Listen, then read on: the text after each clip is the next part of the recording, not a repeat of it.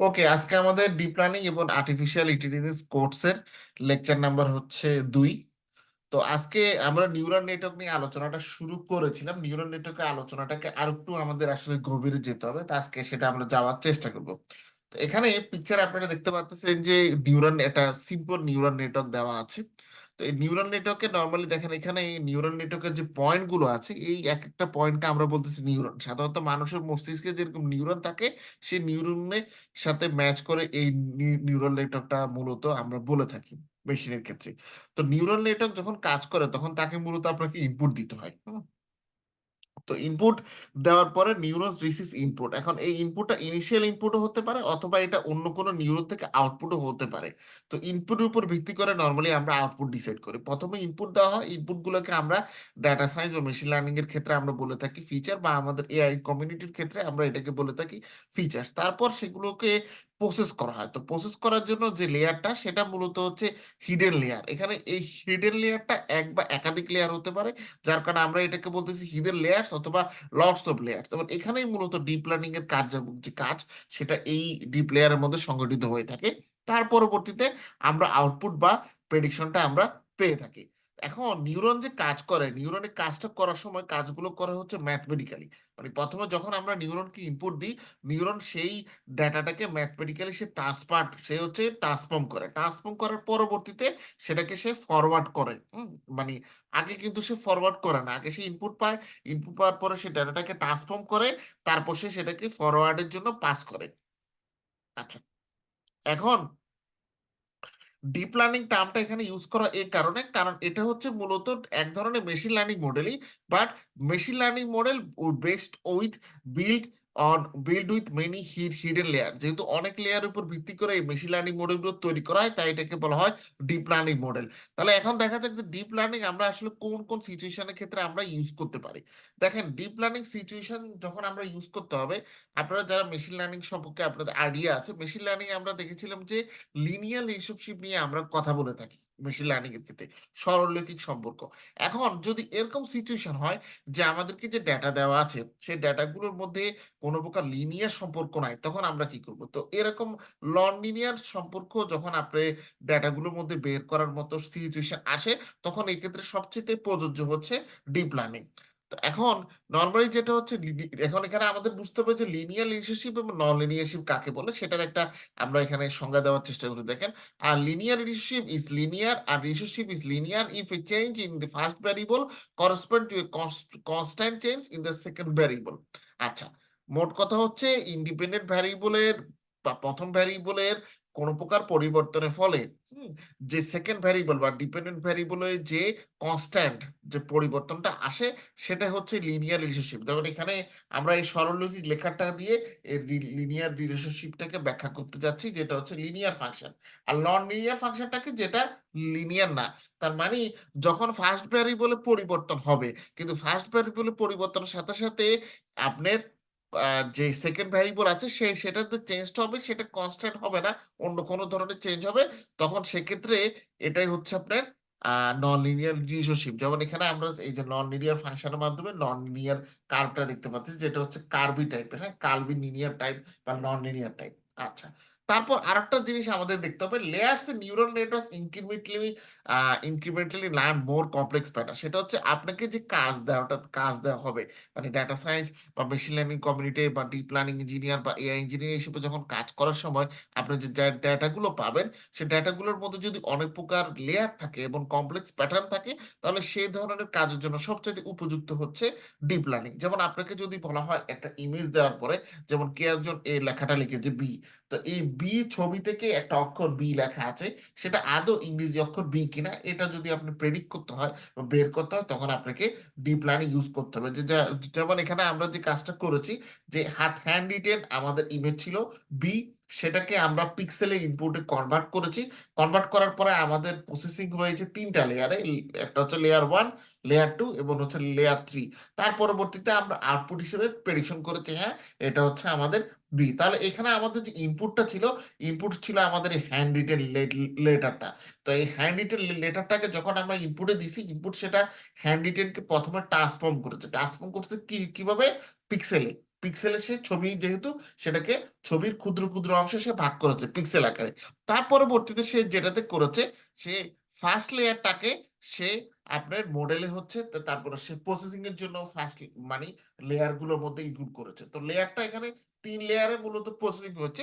First লেয়ারে যেটা হচ্ছে, ফার্স্ট লেয়ারে প্রথমে মডেলটা রিকগনাইজ করার চিনার চেষ্টা করেছে যে লাইন এবং এজ কোনটা, এই যে বি ফিগারটা দেওয়া আছে এটা লাইন কোনটা এজ কোনটা। সেকেন্ড লেয়ারে এসে সে মূলত এজ গুলো এবং লাইন গুলোর উপর মানে প্রথম লেয়ারে তো সে এজ এবং লাইন নিয়ে কাজ করেছিল, তাহলে এজ এবং লাইন থেকে সে ইনফরমেশন গুলো পেয়েছে, সেটার উপর ভিত্তি করে সে একটা কমপ্লেক্স শেপ বানানো সে চেষ্টা করলো। তার পরবর্তীতে ফাইনাল লেয়ারে এসে সে আইডেন্টিফাই করতে পারলো যে এই যে আমি প্রথম এবং দ্বিতীয় লেয়ার থেকে যে তথ্যগুলো পেলাম সেটার উপর ভিত্তি করে এটা কোন ধরনের অ্যালফাবেটের সাথে ম্যাচ করতে পারে। যখনই এটা ম্যাচ করলো অ্যালফাবেট বির সাথে, তখন সে আমাদেরকে আউটপুট হিসেবে দিল বি। তো এটা হচ্ছে আমাদের মডেলের প্রিডিকশন।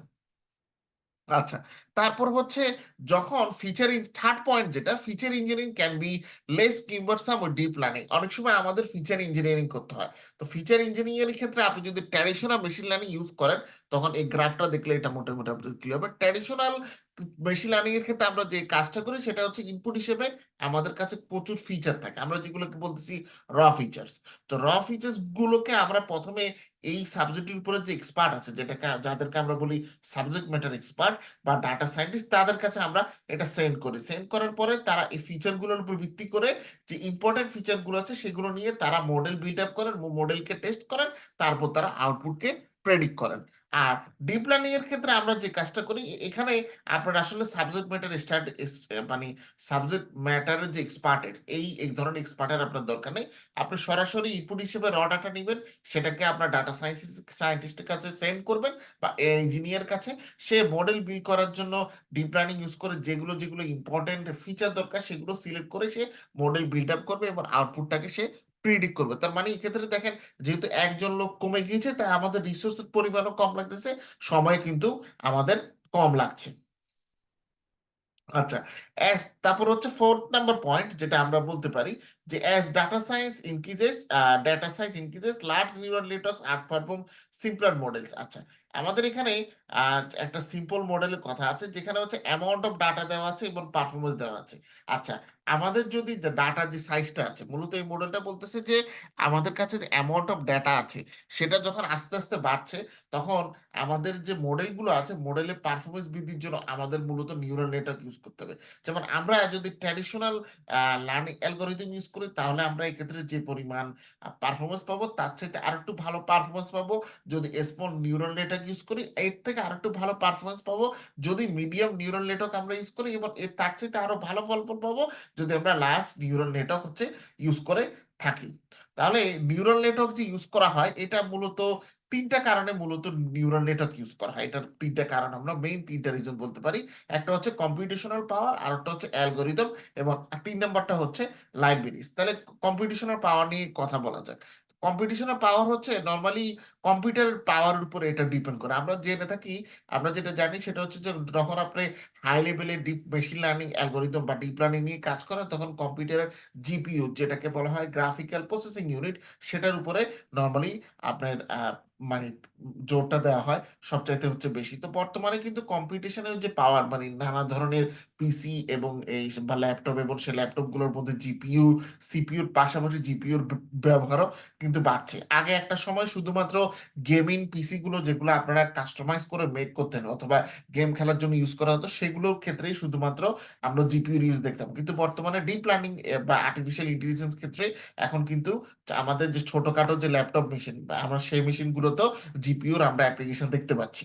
যদিও মানে যদিও এটা অনেকে প্রশ্ন করেন যে যেহেতু ডিপ লার্নিং এবং আর্টিফিশিয়াল ইন্টেলিজেন্স নিয়ে কাজ হচ্ছে, তাহলে ডিপ লার্নিং এবং আর্টিফিশিয়াল ইন্টেলিজেন্স নিয়ে কি কোনো স্পেশাল বা স্পেসিফিক কোনো ল্যাপটপ আছে কিনা। আসলে কোনো স্পেসিফিক ল্যাপটপ নেই আনফরচুনেটলি। বর্তমানে এই যারা ডিপ লার্নিং বা আর্টিফিশিয়াল ইন্টেলিজেন্স নিয়ে হাই লেভেলের কাজগুলো করেন, তারা গেমিং ল্যাপটপ গুলোই হচ্ছে ইউজ করে থাকেন। আচ্ছা, তারপর হচ্ছে অ্যালগোরিদম। তো অ্যালগোরিদম গুলো হচ্ছে যেটা যে বর্তমানে যে ধরনের অ্যালগোরিদম আমরা ইউজ করতেছি এখানে আনস্ট্রাকচার ডেটার জন্য অনেক ধরনের অ্যালগোরিদম বর্তমানে ব্রেক থ্রু হয়েছে। যেমন একটা সময় ছিল যখন এই আনস্ট্রাকচার ডেটা নিয়ে কাজ করাটাই কিন্তু খুব কষ্টকর ছিল, কিন্তু বর্তমানে হচ্ছে নানা ধরনের অ্যাডভার্টাইজমেন্টের কারণে এবং ব্রেক থ্রুর কারণে আমরা আনস্ট্রাকচার যে ডেটাগুলো আছে সেগুলো নিয়ে খুব সহজে কাজ করতে পারছি, যেমন image detection, speech to text, natural language processing, এই জিনিসগুলো নিয়ে কাজ করা এখন খুবই সহজ। তারপর হচ্ছে লাইব্রেরি। আচ্ছা, যেটা হচ্ছে যে ডিপ লার্নিং করার জন্য নর্মালি যে ধরনের লাইব্রেরি প্রয়োজন সেগুলো ম্যাক্সিমামই এখন আমরা ওপেন সোর্স লাইব্রেরি হিসেবে পাচ্ছি। আমরা যেমন টেনসর প্রো, পাইটর্চ, কেরাস, হ্যাঁ এরকম জিনিস, এরকম লাইব্রেরি গুলো আমরা ওপেন সোর্স হিসেবে লাইব্রেরি পাচ্ছি। আচ্ছা, তো নিউরনটাকে আমাদের মূলত ভালোভাবে বুঝতে হবে। তাহলে আমাদের নিউরনের কথা বলেছি যে আর্টিফিশিয়াল নিউরাল নেটওয়ার্ক, আমরা যে নিউরাল নেটওয়ার্কটার কথা এখানে বলতেছি মানুষের ব্রেনের মতো কাজ করে, সেটা হচ্ছে মূলত একটা এএনএন কিংবা আর্টিফিশিয়াল নিউরাল নেটওয়ার্ক। তো neural network can learn complex pattern using layers of neuron which mathematically transform data. তো নিউরাল নেটওয়ার্ক কাজটা মূলত করে থাকে সেটা হচ্ছে যে আপনার ডেটার মধ্যে যে প্যাটার্ন গুলো আছে সেটাকে সে অনেকগুলো লেয়ারের মাধ্যমে প্রসেসিং করার মাধ্যমে ক্যাচ করতে পারে। তো এই লেয়ারটা যখন সে ইউজ করে এগুলো হচ্ছে লেয়ার্স অফ মূলত নিউরনস হুইচ ম্যাথমেটিক্যালি, এবং এখানে ডেটাগুলোকে ম্যাথমেটিক্যালি ট্রান্সফর্ম করা হয়ে থাকে। তো যে লেয়ারটাতে নর্মালি হচ্ছে এই প্রসেসিংটা করা হয় তাই সেই লেয়ারটাকে বলতেছি আমরা হিডেন লেয়ার, এবং এই লেয়ারটার অবস্থান হচ্ছে ইনপুট এবং আউটপুট লেয়ারের মাঝামাঝি। তো a neural network can learn relationship between the features that other algorithm can not easily discover. Normal machine learning algorithm যেগুলো আছে, হ্যাঁ, বা অ্যাডভান্স লেভেলের মেশিন লার্নিং অ্যালগোরিদম যেগুলো আছে, তারা নর্মালি নিউরাল নেটওয়ার্কের মাধ্যমে যে ধরনের আমরা মানে ফিচার গুলোর মধ্যে কোন ধরনের যে সম্পর্ক আছে সেটা যতটা গভীরভাবে দেখতে পারি, অন্য অ্যালগোরিদমটা ততটা ইজি ভাবে এটা ডিসকভার করতে পারে না। যার কারণে এটার একটা অ্যাডভান্টেজ আমাদের এক্ষেত্রে আছে। তো এই যে উপরে যে আমরা যে ডায়াগ্রামটা দেখতেছি এখানে অনেকগুলো দেখা যাচ্ছে, আমরা এখানে লেয়ার মানে নিউরন আছে। তো এই ধরনের যে ডায়াগ্রাম, এই ডায়াগ্রামটাকে বলা হয় তাকে মাল্টি লেয়ার পারসেপ্ট্রন বা এমএলপি। তো মাল্টি লেয়ার পারসেপ্ট্রনের মধ্যে তিনটা লেয়ার থাকে, একটা ইনপুট লেয়ার, বেশ কয়েকটা হিডেন লেয়ারের সমন্বয়ে একটি হিডেন লেয়ার, এবং হচ্ছে এটি আউটপুট লেয়ার থাকে, এবং তারা একে অপরের সাথে কানেক্টেড থাকে। দেখেন এখানে কানেক্টেড কিন্তু চিহ্নটা হচ্ছে আছে। এবং আমাদের এখানে যে কানেকশনটা আছে ওয়ান লেয়ার উইথ ওয়েট, এবং প্রতিটা কানেকশনের ক্ষেত্রে এক একটা ওয়েট কিন্তু এখানে ইউজ করা হচ্ছে আছে। আচ্ছা, তাহলে এখন প্রশ্ন থাকতে পারে নিউরনটা কি জিনিস। আমরা প্রথম দিন ক্লাসে আলোচনা করেছিলাম যে আমাদের মস্তিষ্কে যে কাজ করে থাকে সেক্ষেত্রে আমরা নিউরন হচ্ছে ইউজ করে থাকি। তো আর্টিফিশিয়াল নিউরনটাকে কম্পিউটারের ভাষা এটাকে আমরা নিউরন বলি না, আমরা এটাকে বলি পারসেপ্ট্রন মূলত। তো পারসেপ্ট্রনটা হচ্ছে মূলত একটা ম্যাথমেটিক্যাল ফাংশন। কেউ যদি বলে যে হোয়াট ইজ নিউরন, তখন বলবেন যে কম্পিউটারের ভাষায় আসলে নিউরন বলে কিছু নেই। কম্পিউটারের ভাষায় আমরা মানুষের মস্তিষ্কের মতো অবিকল নিউরন তৈরি করার চেষ্টা করে থাকি, যেটার নাম হচ্ছে আর্টিফিশিয়াল নিউরন। এবং এই আর্টিফিশিয়াল নিউরনকে মূলত কম্পিউটারের বা ডেটা সায়েন্স বা কি বলে ডিপ লার্নিং এবং এআই কমিউনিটি এটাকে বলে থাকেন পারসেপ্টর। তো পারসেপ্টরটা বেসিক্যালি হচ্ছে একটা ম্যাথমেটিক্যাল ফাংশন। তো ম্যাথমেটিক্যাল ফাংশন যেহেতু, তার মানে এটা কিছু ইনপুট দিবে এবং ইনপুট উপর ভিত্তি করে সে কোনো একটা আউটপুট আমাদেরকে দিবে। এটা হচ্ছে মূলত ফাংশনের কাজ। তাহলে এটা যে কাজটা এক্ষেত্রে করে থাকে সেটা হচ্ছে, দেখেন এই যে ফাংশনটা আমাদের এখানে আছে, এখানে আমরা এই চিত্রতে দেখতে পাচ্ছি it takes one or more input. এক্ষেত্রে কিন্তু অনেকগুলো ইনপুট নেওয়া হচ্ছে। দেখেন x1, x2, x3 এরা হচ্ছে আমাদের ইনপুট। আমরা বেশ একাধিক ইনপুট নিচ্ছি, এবং ইনপুট গুলো যখন নিচ্ছি তখন প্রত্যেকটাকে তাদের করসপন্ডিং যে ওয়েট আছে সেটা দিয়ে আমরা গুণ করতেছি। যেমন x1 কে w1, এটা আমরা আমরা ইনপুট x1 কে সেটা যে ওয়েট w1 সেটা দিয়ে গুণ বা মাল্টিপ্লাই করছি, x2 কে আমরা w2 দিয়ে গুণ করছি, এবং x3 কে আমরা w3 দিয়ে গুণ করছি। তারপর আমরা তাদেরকে যোগ করে আমরা তারপর এখানে হচ্ছে এসে এখানে দেন দিস যে ভ্যালুটা পাচ্ছি, এই ভ্যালুটাকে আমরা মূলত একটা নন লিনিয়ার ফাংশনের মধ্যে নিচ্ছি, যেটাকে বলা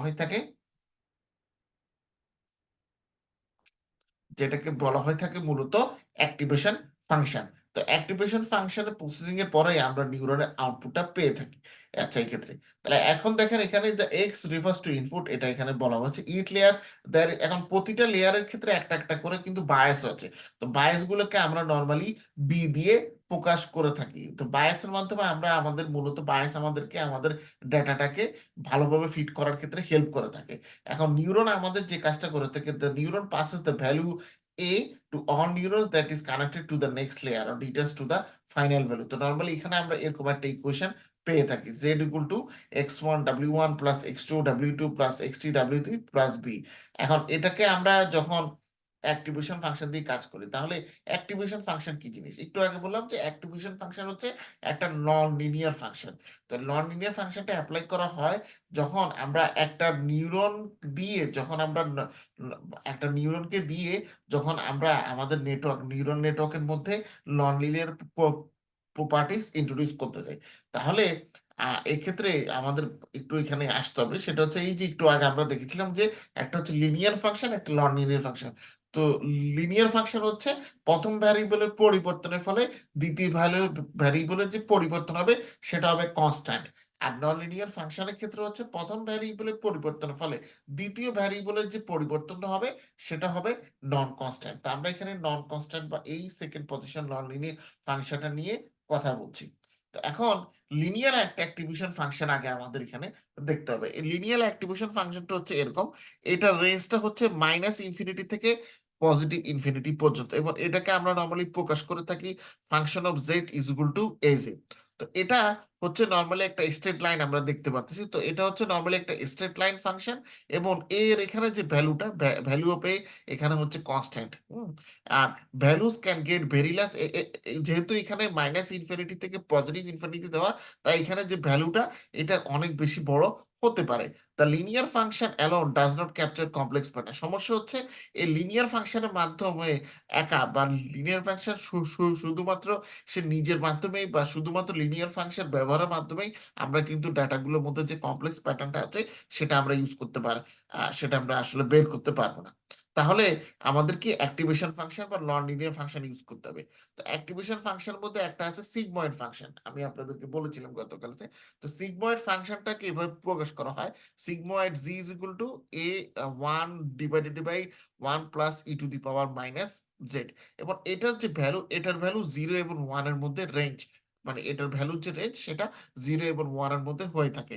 এখন বলা হলো যে এটা কি ধরনের ফাংশন, এটা অবভিয়াসলি যেহেতু অ্যাক্টিভেশন ফাংশন তাই সিগময়েড ফাংশন একটা নন লিনিয়ার ফাংশন। এখন নন লিনিয়ার ফাংশন কি করতে পারে, এটা আমাদেরকে মোর কমপ্লেক্স প্যাটার্ন ডিসকভার ক্ষেত্রে হেল্প করে। এখন এখানে আমাদের যেখানে যে আউটপুটের যে ভ্যালুটা, output values are bounded, so do not get, এখানে আউটপুট ভ্যালু কিন্তু আমাদের ফিক্স করা আছে, মানে 0 থেকে 1 পর্যন্ত। যেহেতু 0 থেকে 1, তার মানে এখানে আউটপুটের যে রেঞ্জটা এটা খুব বেশি বড় হতে পারবে না। আচ্ছা, তাহলে এক্ষেত্রে হচ্ছে can suffer from vanishing gradient, তাহলে এক্ষেত্রে ভ্যানিশিং গ্রেডিয়েন্ট সমস্যা হতে পারে। তারপর হচ্ছে হাইপারবোলিক ট্রানজেন্ট অ্যাক্টিভেশন ফাংশন।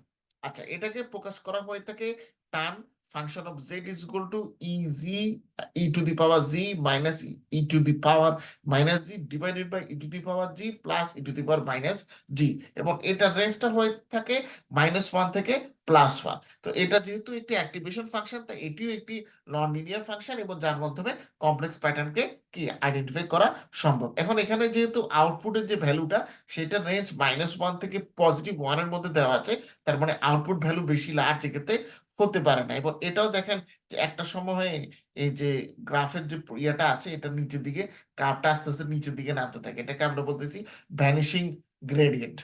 আচ্ছা, আর একটা ফাংশনের কথা আমি সবসময় বলেছিলাম যে কমন খুব একটা ফাংশন খুব সচরাচর ইউজ করা হয়, এটার নাম হচ্ছে রেলু ফাংশন। তো রেলু হচ্ছে এটা সংক্ষেপ নাম, এটার ফুল নাম হচ্ছে রেকটিফাইড লিনিয়ার ইউনিট ফাংশন। হুম, সংক্ষেপে হচ্ছে রেলু। তো রেলু অ্যাক্টিভেশন ফাংশনটাকে আমরা এভাবে লিখে থাকি যে ReLU function of z is equal to max o comma z, এবং এটা রেঞ্জ হয়ে থাকে 0 টু ইনফিনিটির মধ্যে। এখন এটা যেহেতু একটি অ্যাক্টিভেশন ফাংশন, তাই এটি হচ্ছে একটি নন লিনিয়ার ফাংশন, এবং কমপ্লেক্স প্রবলেম ক্যাপচারের ক্ষেত্রে এটা আমাদের হেল্প করে। আর এখানে যেহেতু যে আউটপুটের যে ভ্যালুটা আছে সেটা 0 থেকে ইনফিনিটি পর্যন্ত, তার মানে ভ্যালু এখানে অনেক লার্জ হতে পারে। এখন এখানে হচ্ছে আমরা কিন্তু 0 থেকে ইনফিনিটি পর্যন্ত দিচ্ছি, তার মানে কি নেগেটিভ ভ্যালু আমরা অ্যালাউ করছি না। তাই রেলু অ্যাক্টিভেশন ফাংশনের ক্ষেত্রে আমরা নেগেটিভ ভ্যালু ভ্যালুকে আমরা অ্যালাউ করি না। যার ফলে যেটা হয় যে কিছু প্যাটার্ন থেকে যায়, যে certain pattern they may not be capture. তারপরে হচ্ছে যে gradient can go, so weights are not updated. এখানে গ্রেডিয়েন্টটা যে কোনো দিকে যেতে পারে, কারণ ওয়েট গুলো আপডেট করা নাও হতে পারে। আর একটা ফাংশন আছে যেটাকে বলা হচ্ছে leaky ReLU function, unified rectified linear unit function. তো এটা কিরকম, এটাকে এভাবে লেখা হয়ে থাকে, মানে এটার ভ্যালুটা হয়ে থাকে দেখেন -ইনফিনিটি থেকে +ইনফিনিটি। তো এটা একটি নন লিনিয়ার ফাংশন, তাই এটি কমপ্লেক্স প্রবলেম ধরতে পারে। আর যেহেতু এটা রেঞ্জ অফ আউটপুটের ভ্যালু আমরা বলেছি যে -ইনফিনিটি থেকে +ইনফিনিটি, তাই এটার ভ্যালু অনেক বেশি লার্জ হতে পারে। হুম, আচ্ছা, তারপর হচ্ছে সফটম্যাক্স অ্যাক্টিভেশন ফাংশন। তো সফটম্যাক্স অ্যাক্টিভেশন ফাংশনটা হচ্ছে এরকম, exponential G I is equal two summation G exponential G I, এবং এক্ষেত্রে রেঞ্জ অফ ভ্যালু 0 থেকে 1 এর মধ্যে হয়ে থাকে।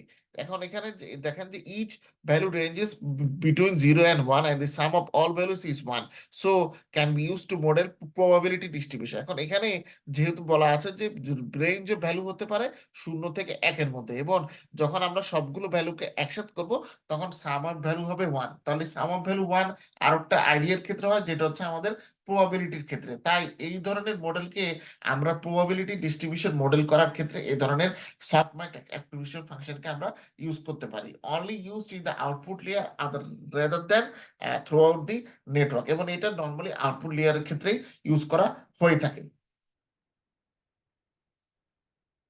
আচ্ছা, এখন এখানে দুটা জিনিস আছে, যে ডিপ লার্নিং যখন হচ্ছে কাজটা করে থাকে, ডিপ লার্নিং এ আমরা তো নিউরাল নেটওয়ার্কের কাজটা করে থাকি। তো নিউরাল নেটওয়ার্কের কাজগুলো যখন হচ্ছে করে, এবং ডাটাটা ডাটা মূলত ডেটা যেভাবে ফ্লো করে এবং ডেটাগুলোকে মূলত যেভাবে প্রসেস করা হয়, তার সাথে দুইটা কনসেপ্ট খুবই গুরুত্বপূর্ণ এবং ভাবে জড়িত। একটা হচ্ছে ফরওয়ার্ড প্রোপাগেশন, আর একটা হচ্ছে ব্যাকওয়ার্ড প্রোপাগেশন। ফরওয়ার্ড ব্যাকওয়ার্ড নিয়ে আমরা জানবো আরো, তার আগে ফাংশনের ইয়েটা করে নি। তো আমরা এখন এতগুলো ফাংশন তো হচ্ছে দেখলাম, তাহলে এখন কথা হতে পারে যে কোন ধরনের ফাংশন আমি তাহলে হচ্ছে ইউজ করব। তো দেখেন, আমাদের যে ক্ষেত্রে খেয়াল রাখতে হবে যে দু ধরনের প্রবলেম আমরা নর্মালি সলভ করে থাকি, একটা হচ্ছে ক্লাসিফিকেশন আর একটা হচ্ছে রিগ্রেশন।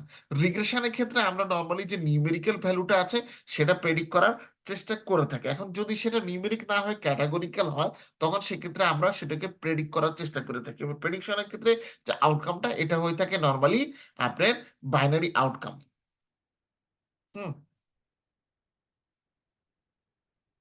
তো যেমন আপনার রিগ্রেশনের ক্ষেত্রে এটা হতে পারে যে আমরা ধরেন একটা সার্টেন একটা প্রোডাক্ট আছে, সেই প্রোডাক্টের যে প্রাইস সেটাকে আমরা প্রেডিক্ট করতে চাই, এটা হতে পারে আপনার রিগ্রেশন সমস্যার হতে পারে। তো এখন দেখেন, এখানে আমরা একটা ফাংশন এখানে হচ্ছে দিলাম, ধরেন হচ্ছে যে আউটপুট নিউরন হচ্ছে এটা, এটা যে ট্রু ভ্যালু -ইনফিনিটি থেকে পজিটিভ ইনফিনিটির সাথে আমরা ম্যাচ করলাম, আবার প্রেডিকশনকেও আমরা রেঞ্জকে পজিটিভ ইনফিনিটি থেকে -ইনফিনিটির মধ্যে আমরা করলাম।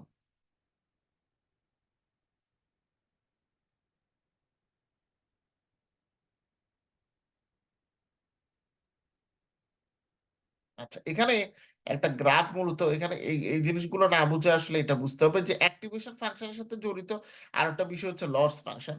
লস ফাংশনের বিষয়টা,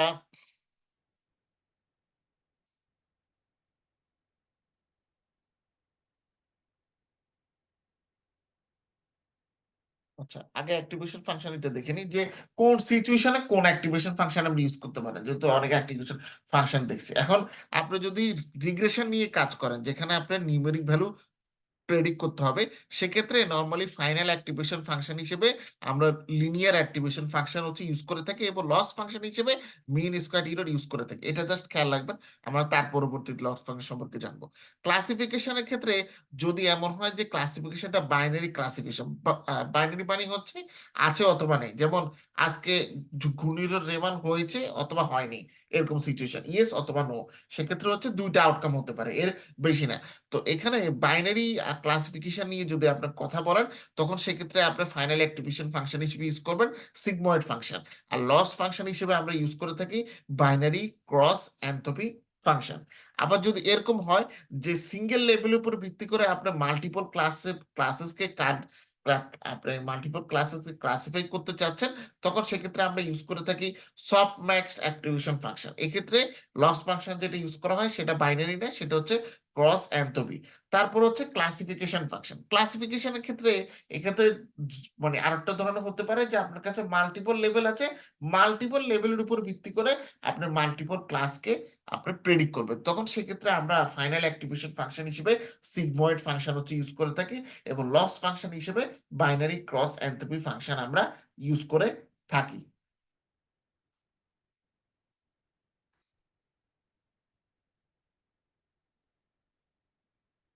আচ্ছা আসিফ ভাইয়ের, আপনার এতটুকু পর্যন্ত কোনো কি কোশ্চেন আছে?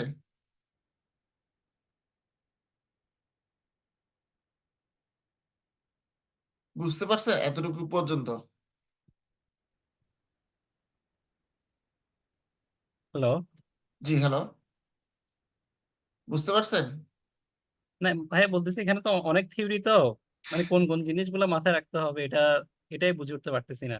আচ্ছা আমি থিওরি গুলাকে তো একটু সংক্ষেপ করে আজকে দিলাম। আপনাদেরকে মূলত খেয়াল রাখতে হবে যে নিউরাল নেটওয়ার্ক কি জিনিস, মানে আমরা কাজ করতে গেলে যেহেতু আর্টিফিশিয়াল নিউরাল নেটওয়ার্ক ইউজ করব, তো আজকে এসে আর্টিফিশিয়াল নিউরাল নেটওয়ার্ক সম্পর্কে আলোচনা করেছি, সেটার গঠন নিয়ে আলোচনা করেছি, এবং সেখানে যে অ্যাক্টিভেশন ফাংশনটা আমরা ইউজ করি সেটা কেন ইউজ করি, এবং সেটার কি ধরনের ক্লাসিফিকেশন টাইপ আছে এটা নিয়ে আলোচনা করেছি। তাহলে কোন সিচুয়েশনে কোন অ্যাক্টিভেশন ফাংশন আপনি ইউজ করবেন, এটার কথা এতটুকু পর্যন্ত হচ্ছে আজকে মানে আমাদের আলোচনা আর কি। নেক্সট ক্লাসে আমরা দেখব যে আর্টিফিশিয়াল নিউরাল নেটওয়ার্ক কয় কয় ধরনের হতে পারে, এবং লস ফাংশন আপনার কয় ধরনের লস ফাংশন হতে পারে, এবং লস ফাংশন মূলত কি জিনিস। আমি কিন্তু থিওরি গুলা স্টেপ বাই স্টেপ লিখছি, এক মানে নর্মালি যেটা হতো কি যে থিওরি গুলা আমি হয়তো দুইটা ক্লাসে শেষ করে ফেলতে পারতাম, কিন্তু আমি এতগুলো না বলে আস্তে আস্তে ইয়ে করতেছি আর কি।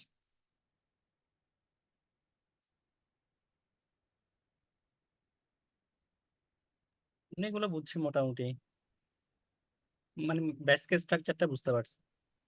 বুঝতে পারছি। আচ্ছা ঠিক আছে, এটা বোঝাটাই হচ্ছে গুরুত্বপূর্ণ।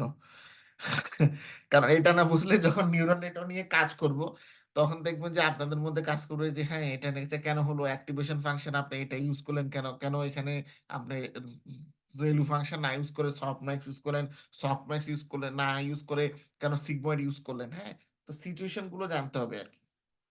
এটা ভাই ওই সূত্রের মতো মাথায় রাখতে হবে না কোন সিচুয়েশনে কোনগুলো থাকবে? কোন সিচুয়েশনে কোনটা, এটা আসলে সূত্র মতো মাথায় রাখতে পারে, আর না হলে যখন আপনারা প্র্যাকটিস করেন, প্র্যাকটিস করতে করতে এটা মানে ইয়ে মানে অভ্যস্ত হয়ে যাবেন। ঠিক আছে, এগুলো প্র্যাকটিসের ব্যাপার আসলে, বুঝছেন, আর কিছু না।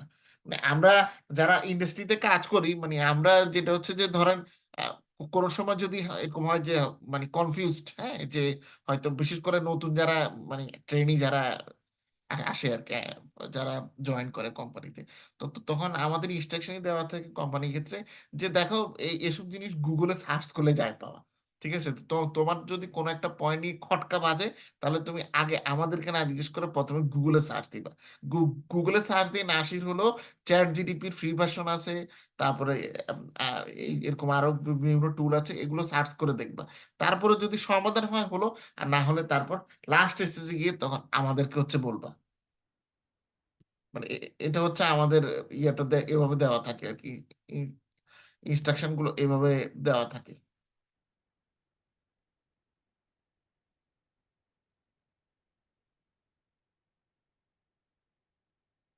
আপনি কি বুঝতে পারছেন এবার? হ্যাঁ ভাই, বুঝছি এবার। অনেক জিনিস আছে, এগুলো আস্তে আস্তে মানে শিখবেন আর কি, এমন যে না যে কারণ থিওরিতে অনেক আছে। আমি কিন্তু এই কারণে আপনাদের ক্লাসে 30 মিনিট 35 মিনিটের বেশি থিওরি পড়াচ্ছি না। আমি যদি 1 ঘন্টা পড়াই, তাহলে কিন্তু দেখেন আমার একটা ক্লাসেই মোটামুটি অনেক জিনিস হয়ে যেত খাবার। বাট আমি ইচ্ছা করে এটা কম পড়াচ্ছি, কারণ এটা জটিল, আমি জানি এটা অনেকের জন্য হজম করতে কষ্ট হয়। এটা যেমন আপনার জন্য যেমন সত্য, এটা আমার জন্য সত্য তেমন।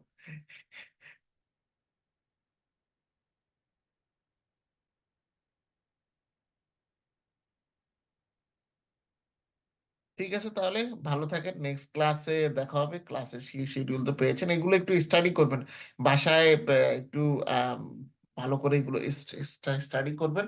আর আমরা যখন প্র্যাকটিক্যাল ক্লাস মানে কাজ করতে নামবো, তখন দেখবেন যে বিষয়গুলো আরো আপনার জানা হয়ে যাবে। থিওরিটা হচ্ছে জাস্ট ব্যাকগ্রাউন্ড, প্র্যাকটিক্যালও আমাদের করতে হবে, হ্যাঁ প্র্যাকটিক্যাল আসবে। বাট এই থিওরির আলোচনা শেষ হলে আসবে ম্যাথমেটিক্যাল ফাউন্ডেশন, ম্যাথমেটিক্যাল ফাউন্ডেশনের পরে আসবে আমাদের ইয়েগুলো আর কি, প্র্যাকটিক্যাল মানে প্রজেক্ট ওয়াইজ আমরা কাজ করব, তখন দেখবেন যে আরো মোটামুটি জিনিসগুলো ভালো করে জানাশোনা হচ্ছে।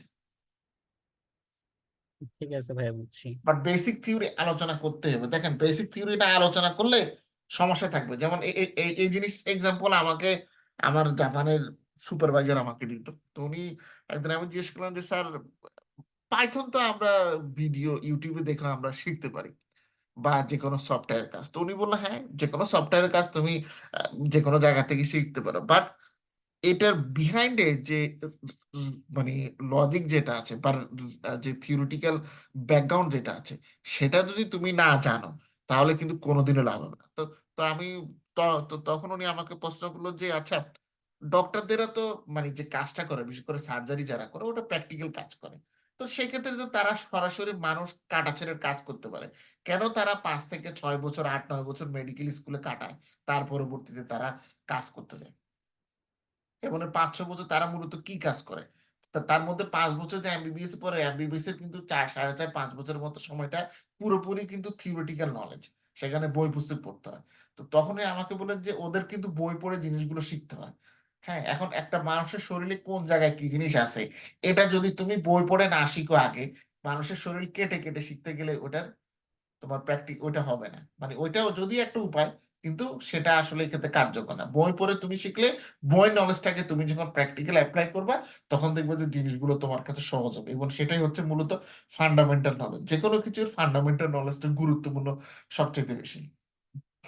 নাহলে পৃথিবীর যে কোনো কাজ যে কোনো লোক কিন্তু করতে পারে, বাট ফান্ডামেন্টাল নলেজ ম্যাটার্স। তো আমার স্যার যে কথাটা বলছে, আমি জাস্ট এই কথাটাই আবার আপনাদেরকে বললাম আর কি। ঠিক আছে, তাহলে ভালো থাকবেন, নেক্সট ক্লাসে দেখা হবে, বাই। ঠিক আছে ভাইয়া, আসসালামু আলাইকুম। ওয়ালাইকুম আসসালাম।